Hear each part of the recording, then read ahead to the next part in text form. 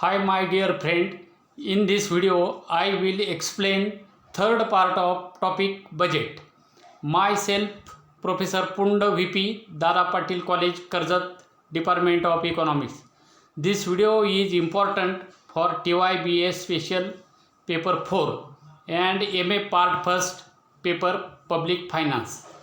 We will see preparation of Union Budget in India. ह्या व्हिडिओमध्ये आपण भारतात केंद्रीय अर्थसंकल्पाची आखणी कशा पद्धतीने केली जाते याबद्दल आपण माहिती पाहणार आहोत. या अगोदरच्या दोन व्हिडिओमध्ये आपण अंदाजपत्रक म्हणजे काय, अंदाजपत्रकाची माहिती, व्याख्या, प्रकार, उद्देश, यानंतर अंदाजपत्रकाचे प्रकार आणि त्यामध्ये त्यातली त्यात शून्याधारित अंदाजपत्रकाचे फायदे तोटे याची आपण माहिती पाहिली. या व्हिडिओमध्ये आपण भारतात केंद्रीय अर्थसंकल्पाची आखणी कशा पद्धतीने केली जाते याबद्दल माहिती पाहणार आहोत. तर या दृष्टिकोनातून विचार करता अर्थसंकल्प म्हणजे काय याचा विचार करत असताना अर्थ म्हणजे पैसा आणि त्यामुळे अर्थसंकल्पात पैसा उभारणे आणि खर्च करणे याचे विश्लेषण केले जात असते. अंदाजपत्रकामध्ये सरकारला मिळणारे उत्पन्न हे कोणकोणत्या मार्गाने मिळणार आहे, त्या उत्पन्नाचे विविध मार्ग आणि सरकार मिळालेले उत्पन्न कोणत्या मार्गाने किंवा कोणत्या घटकांसाठी खर्च करणार आहे या घटकांची माहिती ह्या अंदाजपत्रकामध्ये मांडली जात असते. त्याचबरोबर सरकार उभारणारे कर्ज याचीही माहिती यामध्ये सांगितली जात असते. भारताचे केंद्रीय अर्थमंत्री जे आहेत हे अर्थमंत्री दरवर्षी फेब्रुवारी महिन्याच्या शेवटच्या दिवशी अर्थसंकल्प लोकसभेत सादर करत असतात. अशी सर्वसाधारणपणे येथून पाठीमागची माहिती आहे. या दृष्टिकोनातून विचार करता 2017 सालापासून अंदाजपत्रक हे 1 फेब्रुवारीपासून मांडण्याची सुरुवात झालेली आहे. म्हणजे पूर्वी फेब्रुवारी महिन्याच्या शेवटच्या दिवशी अंदाजपत्रक मांडले जात असे, ते आता 1 फेब्रुवारीला मांडले जाते असं आपल्याला दिसून येतं. जर आपण भारताच्या संदर्भामध्ये विचार करायचं म्हटलं तर भारतात फार पूर्वीपासून अंदाजपत्रक मांडले जाते. 1860 पासून या संदर्भामध्ये पुरावे आपल्याला मिळतात की 1860 सालीसुद्धा भारतामध्ये अंदाजपत्रक मांडलं जात होतं. त्या काळामध्ये ब्रिटिशांचं सरकार आपल्या देशामध्ये अस्तित्वात होतं आणि या काळामध्ये 1860 ते 1924 पर्यंतचा जो काळ आहे या काळामध्ये अंदाजपत्रकामध्ये रेल्वेचं अंदाजपत्रक आणि आपलं देशाचं अंदाजपत्रक हे एकत्र मांडलं जायचं. अशी पद्धत त्या काळामध्ये होती, म्हणजे एकत्रित अंदाजपत्रक असायचं. परंतु काय झालं की अंदाजपत्रकामध्ये रेल्वेचा हिस्सा दिवसेंदिवस वाढत चालला. रेल्वेचे कर्मचारी, त्यांचे पगार, भारतात रेल्वेचा होत असणारा विस्तार, त्याचबरोबर रेल्वेचे सभासद, शेअर्स आणि त्यामुळे रेल्वेचा वाढत जाणारा खर्च, रेल्वेचं उत्पन्न हे खूप मोठं होतं त्या काळात. आणि एकूण अंदाजपत्रकाच्या जवळजवळ 80% भाग हा रेल्वेच्या अंदाजपत्रकानं व्यापलेला होता.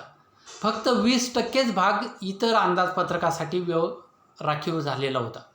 आणि त्यामुळं त्या काळामध्ये एक समिती स्थापन करण्यात आली. एजवर्थ यांच्या अध्यक्षतेखाली समिती करण्यात आली आणि ह्या समितीने सरकारला असं सुचवलं की रेल्वेचं अंदाजपत्रक हे स्वतंत्र असायला पाहिजे, कारण दिवसेंदिवस रेल्वेचं उत्पन्न आणि खर्चाच्या बाजू वाढत चाललेल्या आहेत. या दृष्टिकोनातून रेल्वेचं अंदाजपत्रक हे स्वतंत्र असलं पाहिजे. म्हणून भारत सरकारनं त्यावेळी जे सरकार अस्तित्वात होते ब्रिटिशांचं सरकार, ह्या ब्रिटिश सरकारनं काय केलं की 1924 सालापासून रेल्वेचं अंदाजपत्रक आणि इतर अंदाजपत्रक किंवा जनरल अंदाजपत्रक हे स्वतंत्र मांडण्यास सुरुवात केली. आणि तेव्हापासून म्हणजेच 1924 पासून रेल्वेचं अंदाजपत्रक आणि सामान्य अंदाजपत्रक हे स्वतंत्र पद्धतीनं मांडण्यात येऊ लागलं. नंतर पुढे 2017 साली अशी परिस्थिती निर्माण झाली की सरकारला असं पुन्हा वाटायला लागलं की रेल्वेला अंदाजपत्रकाचे जास्त फायदे मिळाले पाहिजेत. म्हणून सरकारने अशी सूचना केली की रेल्वेचं अंदाजपत्रक स्वतंत्र न मांडता हे अंदाजपत्रक देशाच्या अंदाजपत्रकामध्ये समाविष्ट करण्यात यावं। आणि म्हणून 2017 सालापासून रेल्वेचं अंदाजपत्रक हे केंद्रीय अंदाजपत्रकामध्ये मांडण्यास सुरुवात झाली किंवा समाविष्ट करण्यात आलं। ही सर्वसाधारणपणे याबाबत माहिती असलेली आपल्याला दिसून येते। तर भारताच्या केंद्रीय अर्थसंकल्पाच्या माध्यमातून भारत सरकारचं उत्पन्न, खर्च, गुंतवणूक व कर्ज याची संपूर्ण माहिती मिळत असते। भारतीय घटनेच्या कलम 112 नुसार अर्थसंकल्पाला वार्षिक वित्तीय विवरणपत्रक असंही म्हटलेलं आहे। भारताची जी घटना आहे ह्या घटनेतील कलम 112 नुसार अर्थसंकल्पाला वित्तीय विवरणपत्रक असं म्हणण्यात आलेलं आहे। तर या दृष्टिकोनातून जर पाहिलं तर अंदाजपत्रकाची आखणी जी आहे ती वित्त मंत्रालय आणि नीती आयोग यांच्याद्वारे केली जात असते।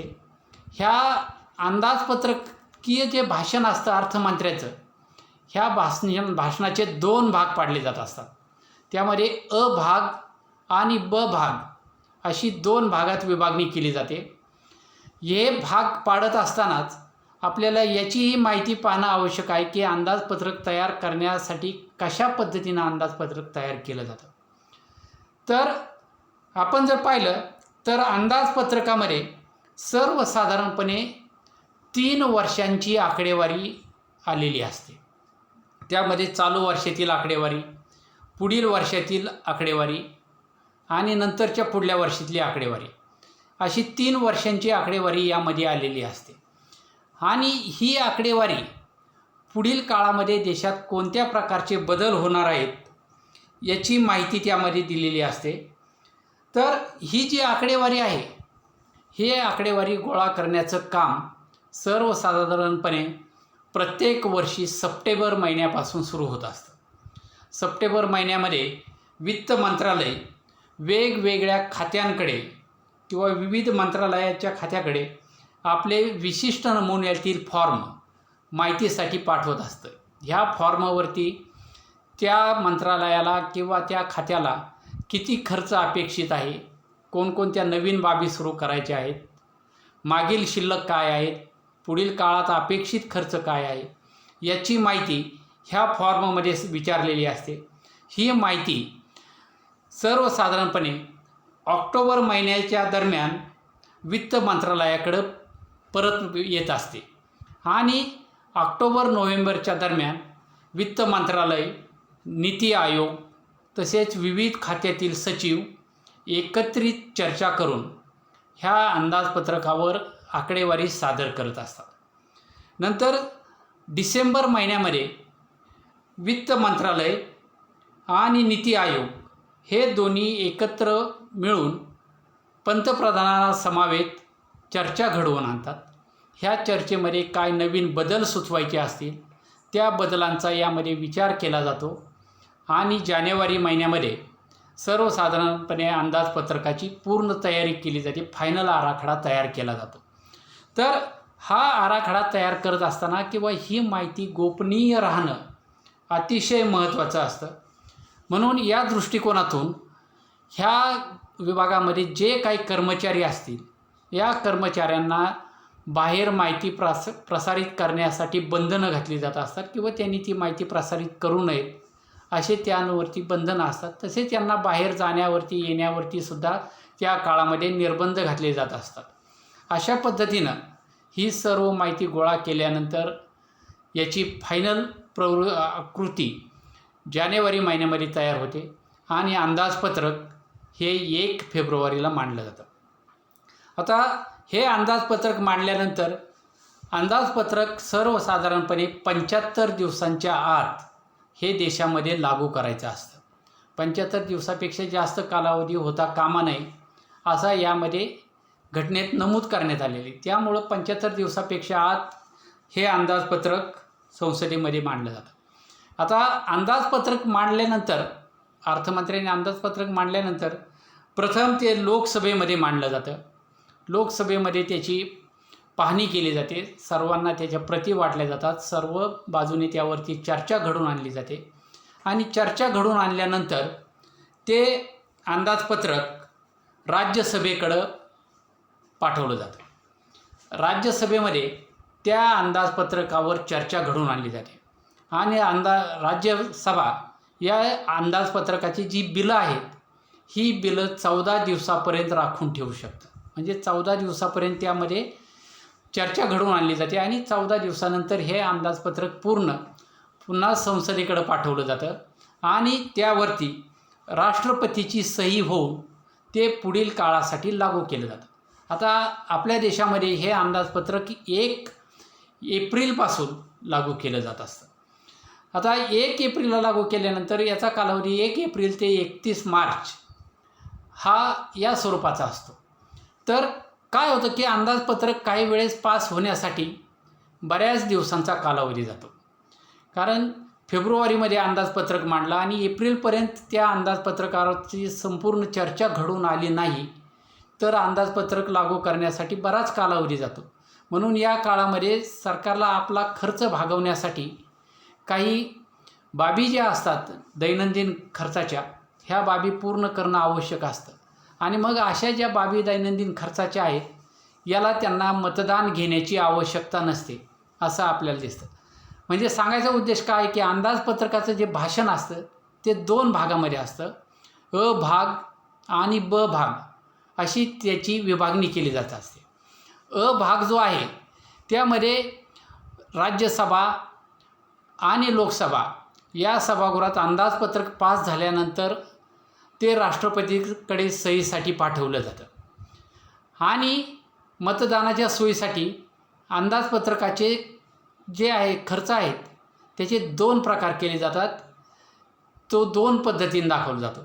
त्यामध्ये एक मतदानास योग्य असणाऱ्या बाबी, म्हणजे जो काही खर्च सरकारला करायचा असेल त्या खर्चासाठी जर अंदाजपत्रक पास झालेलं नसेल, त्यावर चर्चा झालेली नसेल, तर ज्या वेगवेगळ्या मंत्रालयाकडून ज्या काही अनुदानाच्या मागण्या आलेल्या असतात त्या मागण्या पूर्ण करण्यासाठी सरकारला काही खर्च करणं आवश्यक असतं आणि ह्या मागण्या पूर्ण करण्यासाठी जो खर्च करायचा आहे त्या खर्चाला मंजुरी घेणं आवश्यक असतं आणि ही मंजुरी घेण्यासाठी ही बाब मतदानास पात्र ठरत असते। म्हणजे या बाबीवरती अगोदर मतदान घेतलं जातं आणि मतदान घेतल्यानंतर त्या अनुदानाच्या मागण्या ज्या आहेत त्या पूर्ण केल्या जातात। मतदान झाल्याशिवाय अनुदान मागण्या पूर्ण करता येत नाही, म्हणजे कोणत्याच खात्याला आपलं अनुदान मिळत नाही असं आपल्याला यामध्ये दिसून येतं। यानंतर दुसरा जो घटक आहे यामध्ये की काही बाबी ज्या आहेत त्याला मतदानाची गरज नसते, म्हणजे त्यासाठी मतदान घेतलं जात नाही। यामध्ये सर्वसाधारण जर आपण पाहिलं तर मतदानाची गरज नसणाऱ्या ज्या बाबी आहेत यामध्ये आहे राष्ट्रपतीचे वेतन, त्यांचे भत्ते, कार्यालयीन खर्च, लोकसभा व राज्यसभेच्या सभापती, उपसभापती यांचा वेतन व भत्ते यावरील खर्च, तसेच सर्वोच्च न्यायालयाच्या न्यायाधीशांचे वेतन, राज्यघटना अथवा संसदेद्वारे जाहीर खर्च, भारताचा महालेखापाल व विशेष हिशेब तपासनीस यांचा वेतन व भत्त्याचा खर्च, हे जे खर्च करायचे असते दैनंदिन खर्च, यासाठी मतदान घेण्याची गरज नसते असं आपल्याला दिसून येतं। यानंतर अंदाजपत्रकाची अंमलबजावणी। आता ही अंमलबजावणी 75 दिवसाच्या आत करावी लागते, हे आपण या अगोदर ऐकलेलं आहे। तर या दृष्टिकोनातून जेव्हा अंदाजपत्रक मांडलं जातं दोन्ही सभागृहामध्ये पास होतं, राष्ट्रपतींची सही त्यावरती होते, त्यानंतर वित्तीय विधेयक मंजूर झाल्यानंतर कर व इतर उत्पन्न गोळा करण्याचा अधिकार अर्थ मंत्रालयास प्राप्त होतो। म्हणजे या वित्त विधेयकामध्ये सरकारनं करामध्ये कोणते बदल केले आहेत, नवीन बदल काय आहेत याची माहिती दिलेली असते आणि त्या नवीन पद्धतीनुसार जे काही बदल केले असतील त्यानुसार कर गोळा करण्याचा अधिकार अर्थ मंत्रालयास प्राप्त होतो। अर्थ मंत्रालय काय करतं या बाबतीत की केंद्रीय महसूल मंडळ असतं, हे केंद्रीय महसूल मंडळाला हे आदेश दिले जातात आणि केंद्रीय महसूल मंडळ हे प्रत्येक कर कशा पद्धतीनं गोळा करायची याची तपासणी करत असते. या दृष्टिकोनातून प्रत्येक राज्यात लेखापाल व केंद्रात महालेखापाल परीक्षक यांची नियुक्ती केली जाते. सरकारची जी काही देणी असतील या काळातील, ही सर्व देणी जी आहेत ही कोषागाराद्वारा रिझर्व्ह बँकेवर अथवा स्टेट बँकेवर चेक काढून दिली जाते. म्हणजे जी काही देणी असतील ती सर्व देणी रिझर्व्ह बँकेवर चेक काढला जातो आणि रिझर्व्ह बँक सरकारच्या वतीनं सरकारची जी काही देणी असतील ती देणी भागवत असते. ऐनवेळी काही वेळेस स्टेट बँकेवर सुद्धा चेक काढला जातो आणि स्टेट बँकेद्वारे सुद्धा सरकारची देणी दिली जातात. अशा प्रकारे ह्या अंदाजपत्रकाची अंमलबजावणी केली जाते असं आपल्याला दिसून येतं. थँक्यू.